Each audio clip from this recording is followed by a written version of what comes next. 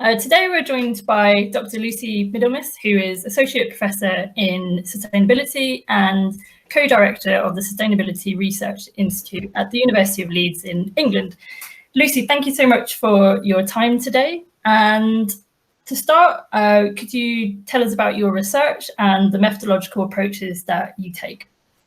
Yes, certainly. Thank you very much for the invite.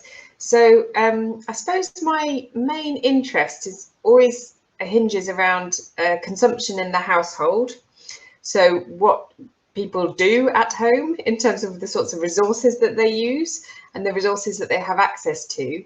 I tend to use very qualitative methods to investigate that. So I use the term lived experience to reflect the sort of qualitative understandings of people's everyday lives, really. I find by doing that kind of research that you find all sorts of interesting stuff out about society, about people themselves and people's experiences, and it helps us understand how things do and don't work effectively. And then I should also say that recently I've been mainly focusing on research on energy poverty. So I've done quite a lot of lived experience of energy poverty research, although I also have an interest in sustainable consumption. So other forms of consumption of other kinds of goods, always looking to understand how people and planet are kind of affected by the consumption that we engage in. Perfect. And in your qualitative research, like what does lived experience offer that statistical methods cannot? I think qualitative methods are really important, actually. One of the reasons for that is that by doing qualitative research, you end up uncovering new information. So you only find some things out by going and talking to people in detail about their lives in this sort of immersive way. And I mean, to evidence that, I suppose I would say that it was only through really going and talking to people about their experiences that we realised how important people's social lives are in coping with energy poverty, for instance. And that's not a topic that would come up unless you were kind of talking in detail to somebody about their life experience. Also, I think the lived experience is a sort of space in which we can understand how households experience a number of different intersecting challenges. So when we talk about energy poverty, for instance, we have a tendency to think of this problem as separate to other forms of poverty. But when you go into the household and talk to people about their experiences of energy poverty, you very quickly move into other forms of poverty as well. So it makes it more difficult to divide these out in a way. And so because it's a place where we can see where these different challenges intersect, it's also a place where we can monitor people's experiences of a number of different policies that address different aspects of their lives. And it's where you can see potentially where one kind of policy challenges another one, which perhaps is designed to, perhaps the policy designed to alleviate energy poverty could be causing other problems elsewhere. And those kinds of insights are really only available to us in the lived experience because it's where it's the end goal of policy, I suppose. And then the third thing I would say is that the lived experience gives us useful explanations of why people do things and how they go about doing them, which can offer new insights again for research, but also for thinking about, well, how could you intervene in people's lives in an effective way? If we know why people do things and how they go about doing them, we can think about effective interventions. So it sounds like that's quite a sort of detailed process, and could you talk us through the steps of sort of building that trust with a householder and the sort of types of qualitative methods that you use to understand the lived experience? Yeah, I mean, I think over time I've used various different sort of approaches, but I think ultimately it's a case of being a really good qualitative interviewer, which because I have done stuff like ask people to talk around their house, so to talk about the appliances they use in different rooms, and so I suppose give me almost a technical tour of their house, that kind of works as a sort of icebreaker. But I think there is a rhythm to a qualitative interview, which if you do it right, will always get, well, not always, will mostly get you into a position of trust, I suppose. So being really explicit about what you're using the data for from the beginning, so properly enacting the sort of ethical protocols that we go through, and also being explicit about your research interests and what you're looking for, because I mean, I have had instances where people will start to argue with that from the start, and that in itself is quite helpful in a way, that you come to them with a sort of idea that there is this thing called energy poverty, and they immediately kind of contest that, or don't see that necessarily in their own lived experience, and then we can start a conversation about whether that's there or not. So to be very explicit, I think, about what you're doing is really important, and then also to be careful about building up to the more emotive questions. So I would say that it doesn't work for everybody. And if I'm thinking back of interviews that I've done, some have gone incredibly well. And sometimes people are really there to tell their side of the story. They're there to be sure that you understand what the challenges are that they face and how wrong it is that they're being treated in the way that they are. And so they see it themselves as an opportunity to give their side, particularly, I mean, I've mostly worked in the UK with this, and in the UK, poverty is highly stigmatized by a fairly right-wing press, and in that process, people feel stigmatized, and they also often want to tell their side of the story.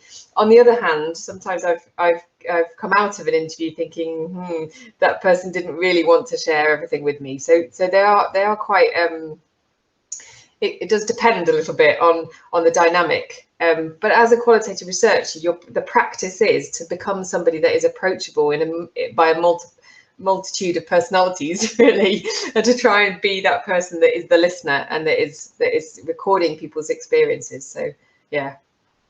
It sounds like it can be quite time consuming and also like consuming of resources, like in the sort of emotional labor that's behind it. And you talked a little bit about ethical protocols, but it also seems like people just talk and you can end up in different rabbit holes. Like you have to have a really set boundary. Like how do you do that as a researcher? How do you set boundaries, like in all aspects, both of like the content you're getting, but also of like making sure that you as a researcher are protected? Yeah, that's really tough, isn't it? And I don't think we think very much about that, actually. There was a group of British poverty researchers that were talking about this quite a lot recently, because the stories that you take home with you are sometimes really, really sad and really difficult to kind of just forget. And I kind of think that part of the process of dealing with that as a researcher is ensuring it gets out there, that these stories get out there and that they are told in different contexts. And so there's a sort of ethical responsibility to do that, but there's also, I mean, that's part of the process of dealing with these difficult stories in a way, to be able to tell the story of the man who didn't eat on and off over 6 months because he couldn't afford to, and then attempted suicide, and really, really horrible and difficult stories of extreme poverty. To be sure that they're passed on, I think is really important, and that's one of my ways of dealing with it, I suppose. But drawing boundaries, yeah, it is difficult, and also can be incredibly challenging. I think especially if you don't particularly you're being told stories that you've got to take away with you, that you don't particularly know what to do with, really, in some cases, or there is no solution for. Very often in the interviews I've done, there's no obvious way of helping people through processes. So it's not even like you can send them to help, because there is no help, and that's really challenging, I think. Yeah. And I think that brings us very nicely to our next question, and this idea of like doing it justice and finding other ways around it, or other ways to bring more things to it. Like, what is secondary qualitative data analysis, and what does it bring to the table? Why should we talk about this? Yes, so this is actually secondary qualitative data analysis is again a method that comes probably from other qualitative research areas. Partly I came across it through poverty research, in the UK, where there are a number of studies that have done really long-term examinations of people's lives, looking at how people start looking for a job in their 20s, and then maybe go back to see them when they're in their mid-20s, go back to see them in their early 30s. And some of these projects have gone on over many, many years. So they're longitudinal as well as creating this huge data set. And then people go to these data sets to ask new questions of them. And I got talking with a team in Leeds called Timescapes, where University of Leeds is one of the kind of hubs for doing secondary qualitative data analysis, because I realised that we're not doing this with the energy poverty data, and yet we are, and especially in the UK, where obviously this topic has been an interest for quite a long time. We have these historical data sets which have already asked a lot of questions of people around energy poverty, and which are worth revisiting. So the main thing we do in secondary qualitative data analysis is use existing data again to answer new questions, new research questions, but using the data that exists already. So we're not asking new questions of people, we're only asking new research questions of the data. And we're kind of reusing this body of existing data, which is really tends to be only used in a very limited way the first time around. So because the method is so deep, and then the outputs are usually, you know, there might be, you might go and do 40 qualitative interviews and then publish maybe 1 or 2 research papers from them. You don't ever use everything that you collected. And there was a sort of dual reason to kind of use data again. Firstly, that it's fertile ground for asking new questions, so that there is data that exists, and it seems a bit crazy not to be going and using it.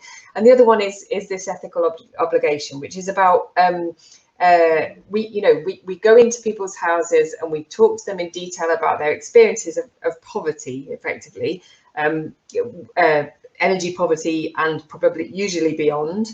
And then once we've done those interviews, we leave, and the risk is that those interviews just kind of go into some archive somewhere and never really get looked at. And by going and looking at them again, we're really making sure that each of those stories is valued and is used in order for us to think more carefully about this problem and how it affects people. So I think that I do feel quite a strong ethical obligation to use the data well, and I think secondary data analysis is one of the ways in which you can do that. I think it's a really important point that you've raised there. I think it's really interesting and something that certainly we should be doing more of. Could you maybe speak to some of the challenges you've faced in trying to ask people to share historic data? Yes. So I mean, this all started because I was chatting to Angela Todd about some of my research interests, and she said to me, "Oh, I've got data that answers those questions that you've got." And my response was, "Oh, can I have your data then?" And her response was like, "I can't possibly share my data with you." But then gradually we realized maybe we could. And so I built up a practice really of doing this, which is a very collaborative practice, because it's really different to sharing quantitative data. Quantitative data has a feeling about it, which is very neutral and kind of objective. And of course it isn't those things, but that's the feeling about it. And so people will, I mean, actually, you know, every line of a table in qualitative data can't usually be identified back to an individual. Whereas some of these interviews are very much about people's inner thoughts around their experiences of energy poverty. And also they are the product of a conversation between a researcher and an interviewee. And so they feel much more personal. They feel like my data rather than our data. And so making that shift was quite interesting. So the way that I did it was I brought together a team of people who'd worked on qualitatively on energy poverty, who brought their own data with them, and they were part of the whole process. So setting up the research questions, setting up the sampling approach, sampling the data, so deciding which particular interviews to put forward for analysis. We have a collection of around 200 interviews altogether, perhaps even more. and we're picking out particular people effectively from those 200 interviews to share in the new projects that we've done. And then there were 2 extra people. One was an expert in qual secondary analysis, which is really helpful, and the other one was Pepe Ambrosio Albala, who was doing the analysis and who hadn't dealt with any of the data before. So there was kind of outsider insider dynamic going on, and that, I think that was really helpful, because being in the secondary project meant that you weren't losing control of your primary data, and that you had a stake in the way that the secondary project was going, and that you were the one that was choosing who to put forward for analysis effectively. So there was a sort of sharing throughout the research process, which I think was really productive and worked out really well. So it's definitely an interesting approach, actually, because so I am trying to get around to writing a paper about how we did it, because the secondary qualitative data analysis community are quite interested in the way we did it, as a way of kind of raising people's confidence effectively in sharing. Yeah. Hello, Lucie. Well, I've been really impressed by all the broad, not only the qualitative way you address things, but also all the broadness of the things that you've been touching. You have been writing about social innovation, because that's, and it's really interesting, grassroots innovation, social inclusion, and going through sustainable consumption, and then going to energy. I think that you could have a really interesting view on what is missing around energy research as a whole. Because basically, as you know, this is a broad space. Energy poverty has taken a lot of interest in European countries, but also nowadays in Latin America, it is very important, because we're starting to view at it. So it would be very helpful if you could give us some tips around that regard. What do you think that energy research is missing in terms of what your experience has told you on all the analysis you've done from sustainable consumption? That I think is a really interesting view, because I also come from that space, but on the STEM regard. I'm not a social scientist. I'm a cold researcher that only looks data, and that is learning the importance of qualitative analysis. Yeah. Although you can be, you don't have to be cold just because you only look at numbers. and also I think you don't have to look at qualitative data to be a social scientist either. There's plenty of social science that goes on in a much more quantitative way. It's a big question, what's missing in energy research, and I was thinking about like how much things have changed just even in the last 5 years. So the presence of energy research and social science as a journal has radically changed the feeling of this space in a way. So the first lived experience paper that I wrote with Ross Gillard is in that journal, and we submitted it to this new journal, bit risky, don't know where it's going, all the rest of it. And you look at it now, 5 years on, and it has provided this space in which people can talk about social sciences of energy in a really rich way. And so I feel very much like there's some problems that have been solved effectively through energy research and social science. There are other sides to that. So for me, I found it rather challenging to get funding.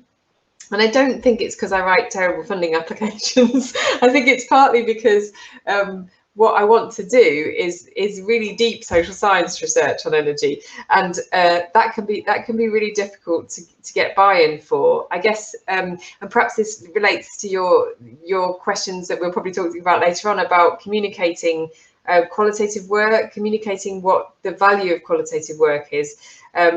Which I think I can do on a one-to-one level. It's just that maybe on a bigger scale, people are not necessarily convinced about that yet. And let's face it, energy research mainly came out of the engineering kind of professions. And then, there are economists that have been involved in this for a long time, but there is still, it's still relatively new to be asking deep social science questions in this field. Having said that, there's a massive opportunity there, which is what I saw when I first started researching this, because I feel like that connection between people and their daily lives and and their beliefs and their expectations and all the rest of it, and these big questions that we have about greening society, reducing carbon emissions, just transitions. There's still a lot of work to be done to try and really connect those things, and so I think there's a massive role for people like me. Just maybe need to do a bit more in terms of convincing funders and and convincing policymakers that there is space for this kind of, or that this kind of work has value, I suppose. And you touched a little bit on like funders and thinking about that, like your work talks about different identities, how they intersect with vulnerability, but it often feels like from academia that introspection only exists within the subject of study and not really within the structure of academia or the researcher. From your social media, we can see that you're very open about your own identities and how these like intersect, and you also how this can serve as bridges to construct networks for support, like MAM Academic. What do you think that we need to construct a better academia, a more, I always say soft because that's the way I like to approach things, but a better academia in general? Yeah, and I mean the conversations around Black Lives Matter recently, and I mean, and just I suppose the impact of coronavirus on different kinds of academic. So people with small children, people with women rather than men.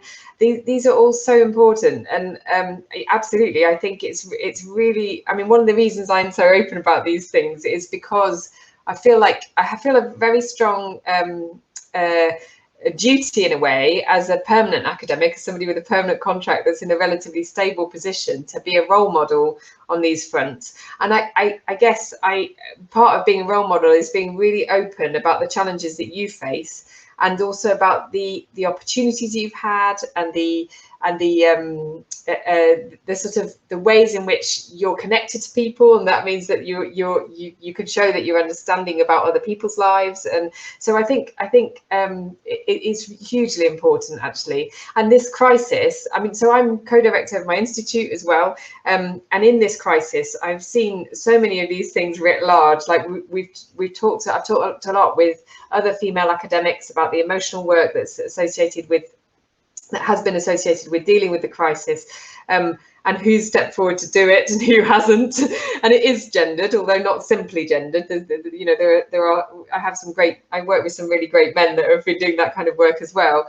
But I think part of the challenge is really to make sure that these things are talked about, and so they become more visible the more that you talk about them.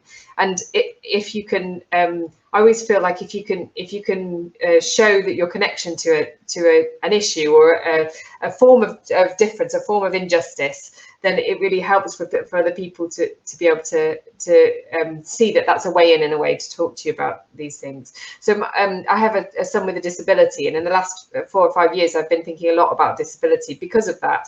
I tend to kind of my academic life is quite heavily influenced by my private life, and that's been really a really interesting and productive process, but also one which is quite challenging, because sustainability scholarship really ignores disability entirely, and if we start thinking about disability and sustainability scholarship, we see a sort of history of inequality that we've created actually as part of our discipline. I mean, it's the same with the Black Lives Matter movement. I mean, it has a dodgy history, does sustainability, in terms of eugenics, for instance. If you go back far enough, you can the kind of population control kind of discourse is very strongly connected with the eugenics movement, and so there's sort of, I think it's really important to be aware of these things going on in society, and then thinking about how we're implicated in them. So I was listening to Angela Saini, who has written this book about it's been quite an important text in the last months, because it's sort of been used a lot by the Black Lives Matter movement. But she was talking about finding people in your discipline that have promoted these ideas that are really unsavory. So in environment, it's Garrett Harding, who's a eugenicist. He's a really unsavory character. He's basically a racist, and yet we kind of call his ideas into being all the time, and thinking about, well, maybe we still need to do that because they are quite interesting ideas, but at the same time we need to be pointing out along the way that, by the way, this guy's really dodgy and we shouldn't be we need to be thinking about our past as well in that, because it's a colonial past, isn't it? It's a colonial past in a number of different ways, and I think we have to recognize that, because otherwise we'll never do good non-colonial research and non-colonial thinking for the future. Yeah.